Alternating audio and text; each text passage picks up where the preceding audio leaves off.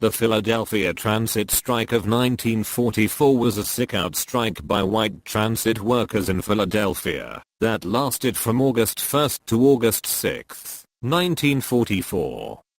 The strike was triggered by the decision of the Philadelphia Transportation Company (PTC), made under prolonged pressure from the federal government in view of significant labor shortages, to allow black employees of the PTC to hold non-menial jobs, such as motormen and conductors, that were previously reserved for white workers only. 2 On August 1, 1944.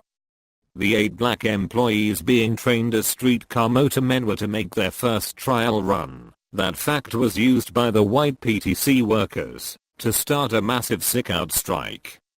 The strike paralyzed the public transport system in Philadelphia for several days, bringing the city to a standstill and crippling its war production. Although the Transport Workers Union (TWU) was in favor of allowing promotions of black workers to any positions they were qualified for, and opposed the strike, the union was unable to persuade the white PTC employees to return to work. However, historian James Wolfinger established that the PTC locked workers out in solidarity with the hate strikers, turning the transit depots over to them, and refusing to allow union workers to resume work. On August 3, 1944, under the provisions of the Smith-Connolly Act, President Franklin D. Roosevelt authorized the Secretary of War Henry L. Stimson to take control of the Philadelphia Transportation Company, and Major General Philip Hayes was put in charge of its operations.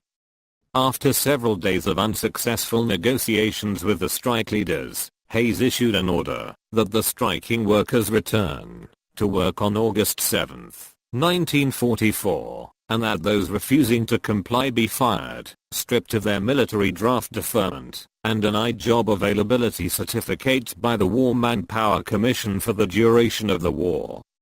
This ultimatum proved effective, and on August 7 the strike ended, and the strikers returned to work.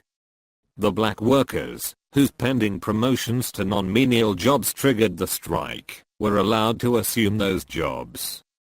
During the strike, despite considerable tensions, the city of Philadelphia remained mostly calm and there were no major outbreaks of violence.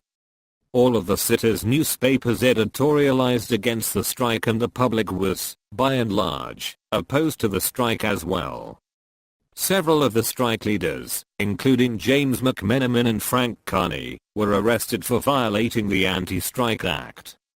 The NARC played an active role both in pressuring the PTC and the federal government to institute fair hiring practices at the PTC for several years before the strike, and in maintaining the calm during the strike itself. The strike received considerable attention in the national media. The Philadelphia Transit Strike of 1944 is one of the most high-profile instances of the federal government invoking the Smith-Connolly Act. The act had been passed in 1943 over President Roosevelt's veto,